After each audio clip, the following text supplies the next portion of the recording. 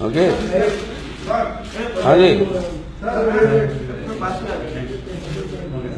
This release of this booklet is also, this is regarding the attacks on democracy in Tripura, the multifarious manner in which the RSS BJP have mounted fascistic attacks on the CPM, the left and the rest of the opposition in the state. Out of the hundreds of incidents that have occurred, 70 such testimonies which were collected by Comrade Brinda, Karat have been narrated in this booklet, which gives an idea the degree of fascistic attacks that are being mounted by the RSS and the BJP, and that is the real face of the RSS BJP and their commitment to destroy democracy and democratic institutions in our country. And as we were going to release this booklet, yesterday, the former Chief Minister and leader of the opposition in Tripura, Comrade Manik Sarkar, was prevented from addressing a meeting on the anniversary of the October Revolution, which had nothing to do with the disputes that the RSS BJP has with the rest of the people of Tripura. But they tried to block the meeting, they attacked the comrades, those who were returning back from after the meeting, whatever for the meeting that took place, they were attacked, and a total of 35 people were injured yesterday, including the Mr. Narayan Chaudhary, an elected MLA. His car was attacked, and these sort of attacks have been continuing ever since this government has come in Tripura, the unholy alliance between the BJP and the IPFT, and they have been unleashing these attacks.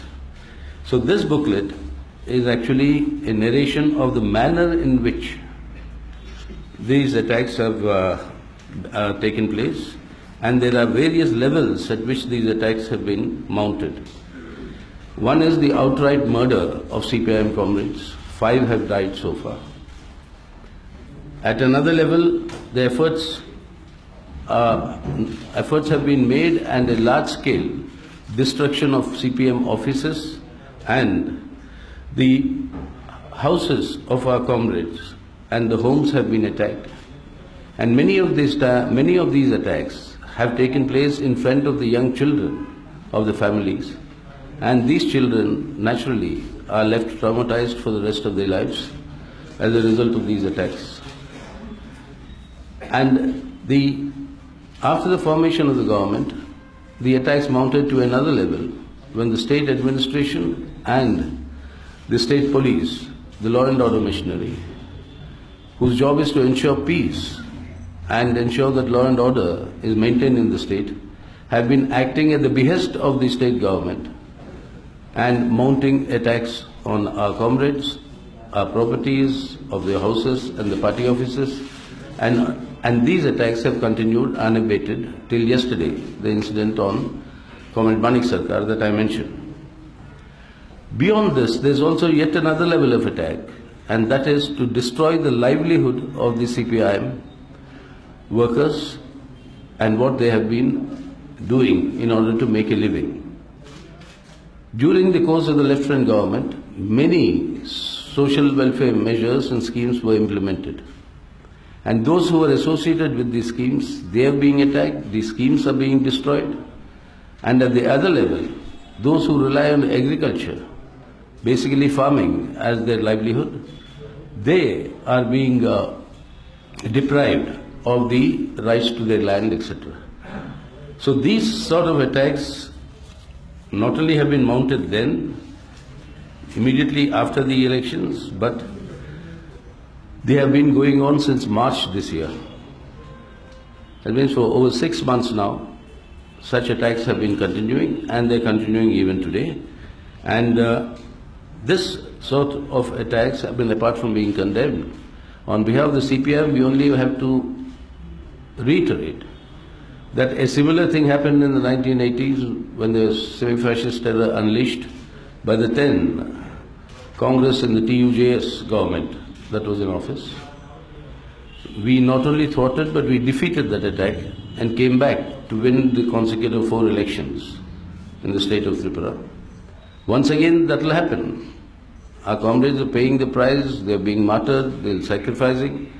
But we want to once again reiterate, as we have said in this booklet, that as long as the color of the blood is red in all our human beings, the red flag can never be lowered, and this resistance will be mounted. These attacks will be defeated, and democracy and the rule of law and the foundations of our constitutional republic, those will be defended and will be further strengthened. So that is the idea of the booklet, to bring it to the awareness of the people at large of what actually is happening in Tripura and what is the real face of the RSS BJP and how they are out to destroy the constitutional republican order of India. That is the purpose for which this booklet has been prepared. So as I said in the foreword, we are grateful to Comrade Brinda for having undertaken this task so that the reality comes out before the country and the people of what is the real face and character of this fascistic RSS agenda in India. Just to add one or 2 points to what Comrade Sitaram has said. In the course of the interviews, one aspect which came out very clearly was that while all sections of Tripura society from all communities have been equally attacked, one very disturbing factor which came to light was that there is a concerted effort by the BJP RSS to sow communal divisions and communal feelings in many areas where the minorities have voted en bloc for the CPIM. And in this booklet you will find some of the experiences of some minority community supporters of the left who have been specifically targeted with very communal language. And this is something which in Tripura has been totally absent for the last so many decades. So what we find is that on the one hand, you have the IPFT and BJP in a ruling alliance in which one section is certainly still trying to sow divisions between tribals and non-tribals, and at the same time you have the RSS work in which they are trying to mobilize against minorities, which I think is very dangerous for Tripura. It is a border state. It has been a symbol of harmony under the left front. And this added dimension of the attacks on the left is also something of deep concern.